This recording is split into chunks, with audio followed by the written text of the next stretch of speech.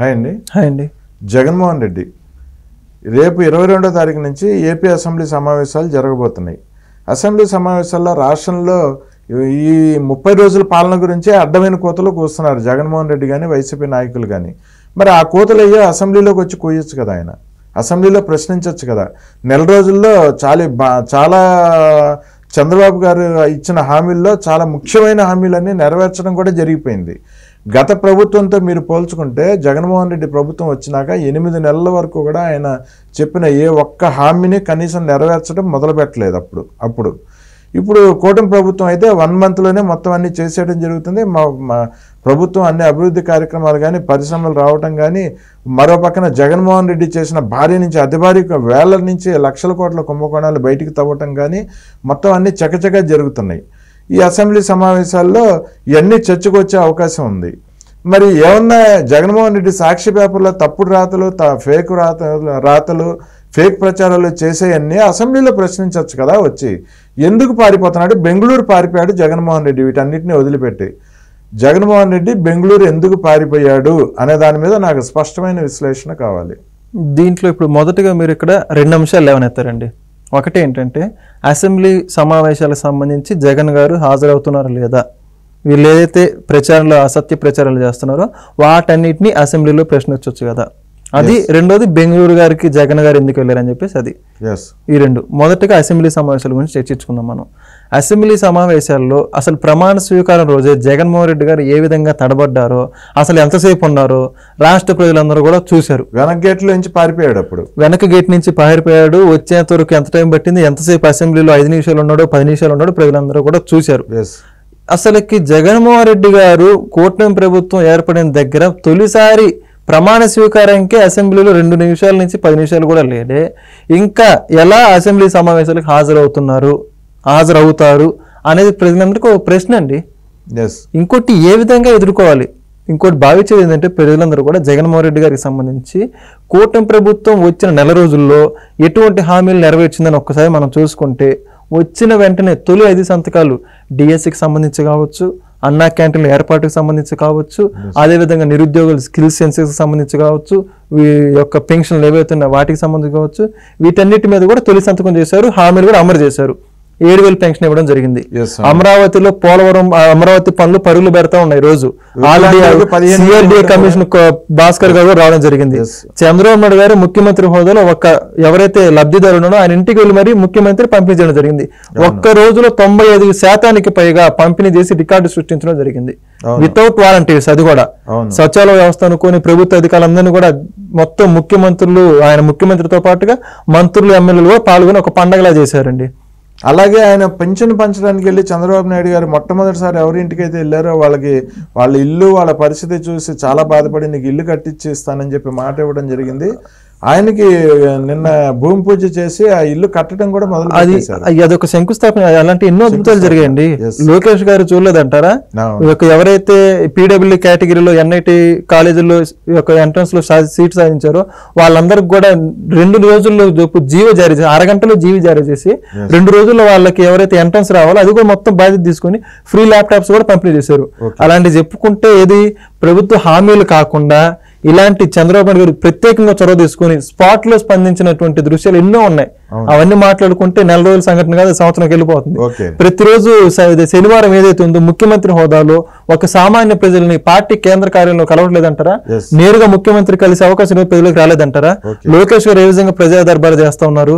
అదేవిధంగా సంబంధిత శాఖ మంత్రులు వాళ్ళకి కేటాయించిన మరునాడు నుంచే నాదెండ్ల మనోహర్ గారు ప్రతిరోజు ఒక రైస్ మిల్లు గోడౌన్స్ తిరుగుతూ ఉంటూ ఆ యొక్క అక్రమ బియ్యం పట్టుబడడం కానీ ఇవన్నీ కూడా బయట పెట్టడం, పేదలు పంచుతూ ఉన్నారు. ఈ రోజు ఆడుదాం ఆంధ్రానికి సంబంధించి ఏ విధంగా అవినీతి చేశారు క్రీడా శాఖ మంత్రి రాంప్రసాద్ రెడ్డి గారు కావచ్చు, ప్రతి ఒక్కరు విద్యాశాఖ మంత్రి నారా లోకేష్ గారు ఏ విధంగా చేస్తున్నారో చెప్పే పని లేదు. ఈ యొక్క అటవీ శాఖ, పర్యావరణ శాఖ, సైన్స్ అండ్ టెక్నాలజీ వీటన్నిటికి సంబంధించి రూరల్ డెవలప్మెంట్, పవన్ కళ్యాణ్ గారు ఏ విధంగా సమీక్ష నిర్వహించి ఒక్క రూపాయి కూడా లేదు, ఎన్నో వందల అప్పులు ఉంది, కోట్ల రూపాయల అప్పులు ఉంది, నేను జీతం కూడా తీసుకునే పరిస్థితి అని చెప్పేసి బహిర్గతంగా చెప్పడం జరిగింది. ఈ అసెంబ్లీ సమావేశాలు ఏంటంటే ప్రజల కోసం ప్రభుత్వం ఏ విధంగా పనిచేయబోతోంది, సంబంధిత శాఖల మీద అభివృద్ధి, గత ప్రభుత్వం చేసినటువంటి అవినీతి, వీటన్నిటి బయట పెట్టేటువంటి క్రమమే అసెంబ్లీ సమావేశాలు.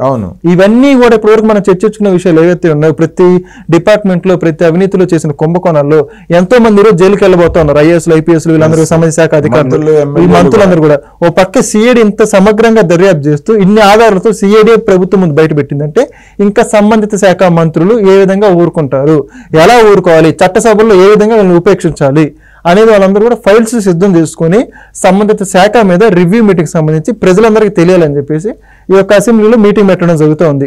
వీటన్నిటిని ఎలా ఎదుర్కొంటారు జగన్మోహన్ రెడ్డి అనే పెద్ద సమాధానం. అంటే జగన్ పాలనలో జరిగిన అక్రమాలకు సంబంధించిన ఫైల్స్ అన్ని పట్టుకొని వస్తున్నారు. సంబంధిత శాఖ మంచి ఏం జరిగింది అనే ఇప్పటికే మీరు చూస్తే విద్యుత్ రంగం సంబంధించి కావచ్చు, పోలవరం కావచ్చు, అమరావతి కావచ్చు, రాష్ట్ర ఆర్థిక శాఖ, ప్రతి దాని మీద శ్వేతపత్రం రిలీజ్ చేశారు. శ్వేతపత్రాలు అన్ని ఏం చెబుతా అసలు ఏం జరుగుతూ ఉంది అనే వాస్తవ పరిస్థితులన్నీ శ్వేతపత్రం రూపంలో చంద్రబాబు నాయుడు గారు ప్రజల ముందు తీసుకొచ్చారు. అప్పుడే జగన్మోహన్ రెడ్డి గారికి అర్థమైపోయింది.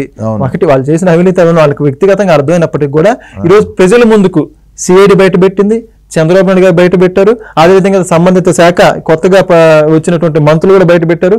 ఇంతమందికి ఏ విధంగా సమాధానం చెప్పాలి? అసలు గడిచిన 5 సంవత్సరాల్లో ప్రజల ముందుకు వచ్చింది లేదు, ప్రెస్ మీట్ పెట్టింది లేదు, అసలు ఒక జవాబుదారీ వ్యవస్థ లేదు. అటువంటిది ఇంతమందికి ఏ విధంగా సమాధానం చెప్పాలి? అడ్డంగా దొరికిపోయారు వీళ్ళందరూ కూడా. నాట్ ఓన్లీ జగన్మోహన్ రెడ్డి గారండి, ప్రతి ఒక్కరు కూడా ఆ గెలిచిన 10 మందిలో ఎవరున్నారు, 11 మందిలో ఎవరున్నారో ఎవరు లేరో కూడా తెలియదు. ఇంకా పెద్దిరెడ్డి గారి భాగవతం గురించి చెప్పుకునే పరిస్థితి లేదు. అసలు అసెంబ్లీకి వెళ్ళి ఎలా ఎదుర్కోవాలి వీళ్ళందరూ కూడా?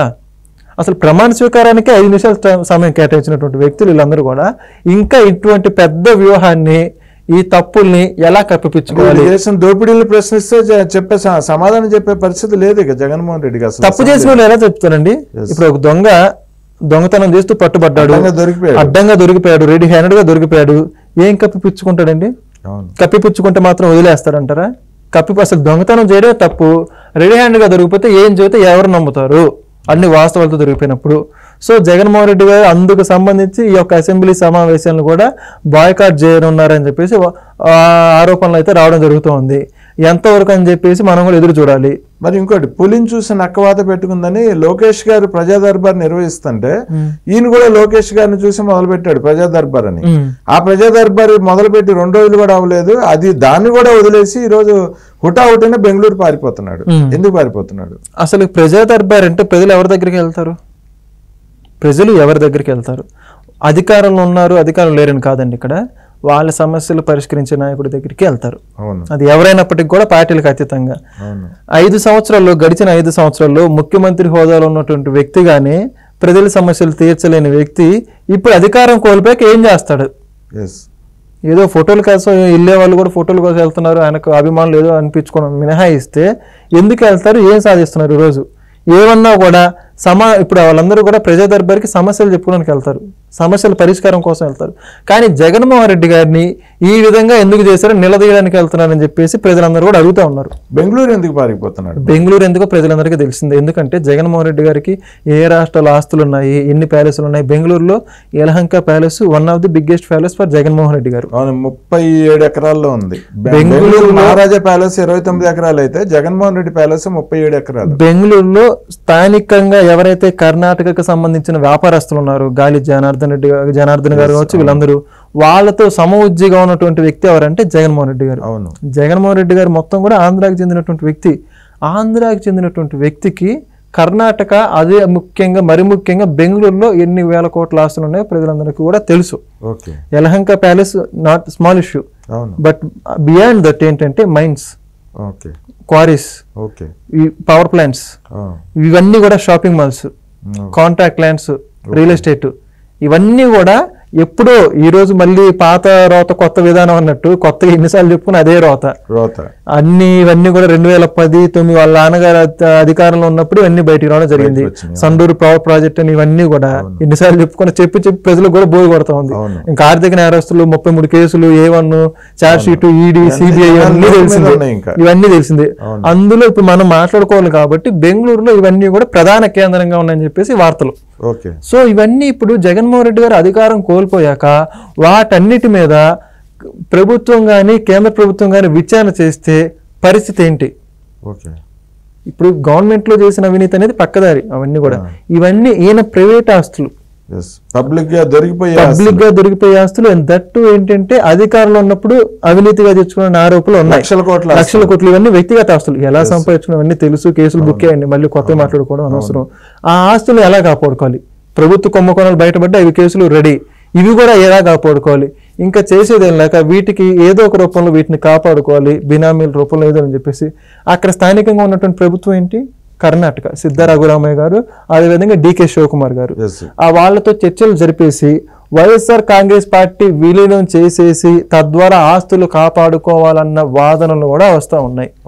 ఇన్నిసార్లు బెంగళూరు వెళ్ళారంటే, గడిచిన కొన్ని సంవత్సరాలుగా బెంగళూరు వెళ్ళినటువంటి జగన్మోహన్ రెడ్డి గారు ఎన్నికలు అయిపోయిన వెంటనే ప్రజల్ని కలవకుండానే పులివెందులు వెళ్ళి ఇమీడియట్ గా అక్కడ ఎన్ని రోజులు షెడ్యూల్ ఉందో దాన్ని కుదించుకొని మరి బెంగళూరు వెళ్ళారు. ఎందుకు వెళ్ళారు? దాని వెనుక ఉన్నటువంటి వాస్తవాలు ఏంటి? ఈరోజు ఇక్కడ చూస్తే తెలంగాణలో రేవంత్ రెడ్డి గారు, ఇక్కడ రేవంత్ రెడ్డి గారిని కలవచ్చు కదా, అక్కడ కూడా వాళ్ళు అనుకున్నట్టు సరే కాంగ్రెస్ ప్రభుత్వం కలిశారని ఆ ఊహాగానాలు నిజం అనుకుందాం. ఇక్కడ తెలంగాణ రేవంత్ రెడ్డి గారిని కలవచ్చు కదా, లేదు, ఆ పరిస్థితే లేదు.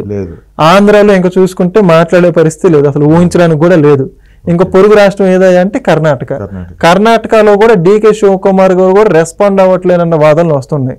ముందు అసలు ఈయన కలుస్తాడో లేదో పక్కన పెడితే, ఆ ఊహాగానాలు మినహాయిస్తే డికే శివకుమార్ గారు కూడా అపాయింట్మెంట్ ఇవ్వట్లేదు అన్న వాదనలు వస్తున్నాయి. ఎందుకండి అంటే మీరు గమనించుకుంటే ప్రధానంగా షర్మిల గారు ఉన్నారు, శర్మ గారు ఏపీసీసీ ప్రెసిడెంట్ కి చీఫ్ గా ఉన్నటువంటి వ్యక్తి. అదే విధంగా డికే శివకుమార్ గారికి అత్యంత ఆప్తులు. రాజారెడ్డి వాళ్ళ మనవడు రాజశేఖర రెడ్డి గారి వివాహంలో ఏ విధంగా వాళ్ళు పాల్గొన్నారో, కాంగ్రెస్ నాయకత్వం మొత్తం పాల్గొన్న కూడా చూశారు. కాబట్టి దగ్గర రానిచ్చే పరిస్థితులు అన్న వాదనలు అయితే వస్తా ఉన్నాయి. ఓకే, అయితే కర్ణాటక కాంగ్రెస్ ద్వారా షర్మిల గారు కూడా తన ఆస్తుల పంపకం గురించి ఒత్తిడి చేస్తున్నారు డికే శివకుమార్ ద్వారా అని కూడా ఒక వార్తలు వస్తున్నాయి. దాన్ని ఆస్తుల్ని షర్మిలాకి పంచడానికి ఏమైనా ఇష్టపడుతున్నాడా జగన్మోహన్ రెడ్డి, సిద్ధపడుతున్నాడు అంటారా? లేదా ఇష్టపడకపోవడం వల్లనే ఇప్పుడు ఆస్తులను కాపాడుకోవడానికి కర్ణాటక వెళ్ళాడా? ఇప్పుడు ఇష్టపడకపోవడం అనేది చెప్పడానికి లేదండి. ఇప్పుడు ఈ రోజు అధికారం లేదు, ఎవ్వరు కూడా సహాయం చేసే పరిస్థితి లేదు. కాబట్టి డికే శివకుమార్ గారు పెద్దగా వ్యవహరిస్తూ ఈ యొక్క ఆస్తి పంపకాల్లో బాధ్యత తీసుకుంటున్నారు. సో అందుకని ఆయన దగ్గర పెత్తనం కోసం వెళ్ళారని చెప్పేసి వాదనలు వస్తాయి. భారతిరెడ్డి ఒప్పుకొని ఉంటుంది, ఆస్తులు ఇస్తే షర్మిలాకి ₹1 ఇచ్చినా కూడా జగన్మోహన్ రెడ్డిని వదిలిపెట్టి వెళ్ళిపోయే పరిస్థితి కనిపిస్తుంది భారతిరెడ్డి. ఇంకా అది వాళ్ళ వ్యక్తిగతం అండి, కానీ చట్ట ప్రకారం ఆస్తి అయితే మాత్రం షర్మిల గారికి రావాల్సిందే. అది వాళ్ళ మధ్య నెలకొన్నటువంటి వివాదం అనేది పూర్తి కూడా బయటకు వస్తాయని చెప్పేసి ఎదురు చూడాలి. ఇంకా మనం కూడా చూద్దామంటే రాబోయే రోజుల్లో వాళ్ళ ఆస్తి విషయాలు కూడా ఎంతవరకు వస్తాయో, అసలు జగన్మోహన్ రెడ్డి పార్టీ ఏమైపోతుందో, పార్టీ ఉంటుందా లేదా, అసలు జగన్మోహన్ రెడ్డి భారతిరెడ్డి ఇద్దరు జైలుకి వెళ్ళిపోతారా, అసలు ముందు రోజుల్లో వైఎస్ఆర్సీపీ ఏ రకంగా సమాధి కాబోతుంది, భయంకరమైన సమాధి అయితే జరగబోతుంది.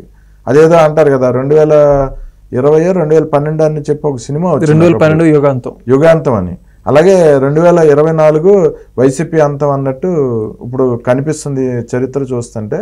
చూద్దామండి, మరో వీడియోలో మళ్ళీ మాట్లాడుకుందాం. ధన్యవాదాలు.